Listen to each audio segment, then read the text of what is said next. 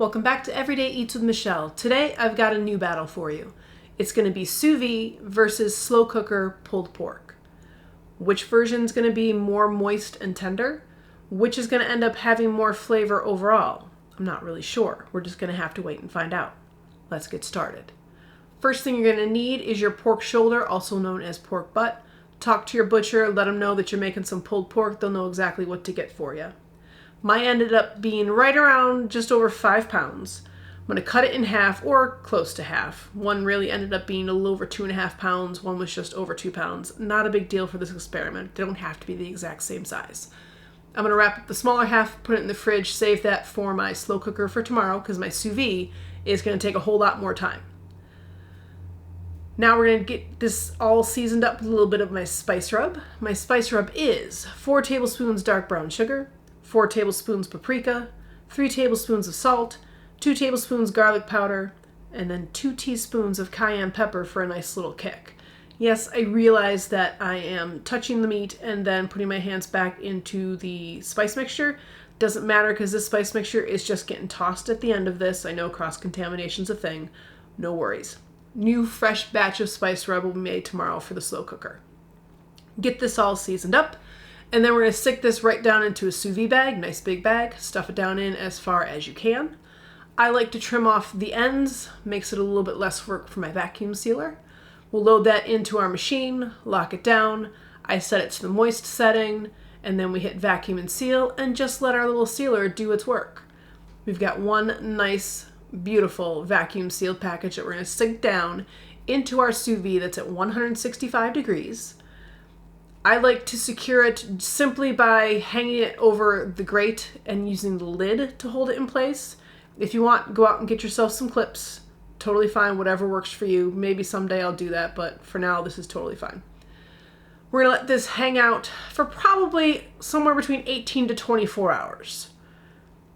Plenty of time to cook it. And now we're gonna turn our attention to our slow cooker pork. This is the way that I have always made pulled pork. I've only had the sous vide for just under a year at this point. And for some reason, I've never made pulled pork since I've had it, so it's a little strange, but that's fine. What I typically do, I'm going to take my pork, cut it into larger chunks, and then we're going to season it up with the same spice mixture that we did for our sous vide. Get that all rubbed into all sides. And some of you are probably wondering, well, why can't I just spice rub the whole big thing like we did with the sous vide and then sear it that way?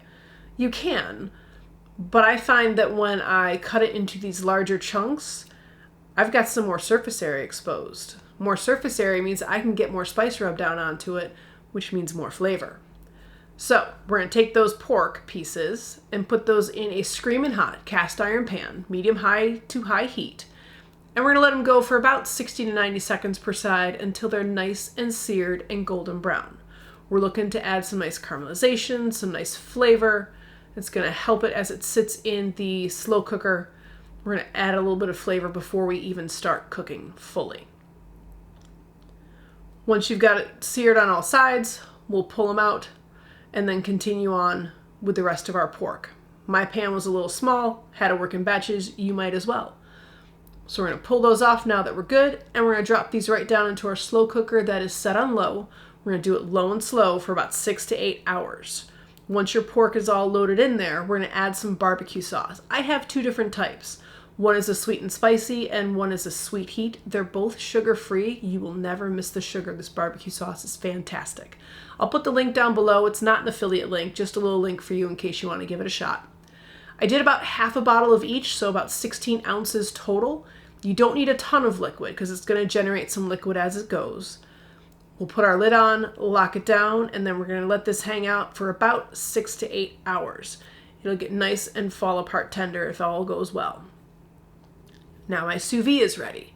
It's been just over 20 hours when I pulled this.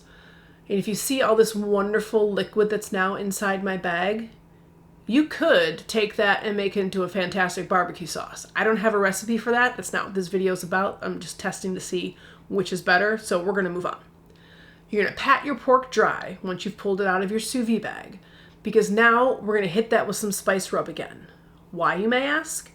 Well, when you either oven roast your pork to make pulled pork or you throw it in a smoker, you know how you get that wonderful crust on the outside that is so beautiful and flavorful? Well, we're going to do that too. Except we are going to put it on a wire rack, on a rimmed baking sheet, or I've got like a little buffet server here. Put foil underneath. It's going to help with your cleanup. And then we're going to put that in the oven, 300 degrees, for about an hour to an hour and a half until we have a little something like this. We've got that nice, beautiful crust all around our pork that's going to add some beautiful flavor to our pulled pork, whether it's a sandwich or however it is we're going to prepare it. Oh, little piece fell off. Going to have to taste that. Oh, fantastic. Amazing. All right, now we got to get this shredded up. So we'll get it out of our pan, onto our cutting board. Time to grab some forks. Now, I did not notice as I started pulling this apart that the rope was still around, the little twine. I'm thinking, why is this not pulling apart as easily as it should? And then I realized, oh, hey, yeah, the little twine is still on there. So we'll get that taken off. Not a big deal. Sometimes you don't see as much as you think you can when you're recording things. Pull the string off, and then you will see just how easily this falls apart. Like, this is absolutely effortless. It is just shredding beautifully. All it is left to do, really, I guess, you could give it a little taste and see how we're doing from a tenderness standpoint. Beautiful. Moist, tender, exactly what you would expect from a sous vide pork. Let's check in with our slow cooker. This has been hanging out in here on low heat for just over 6 hours. As you can see, trying to pull it out with the tongs, it's already falling apart.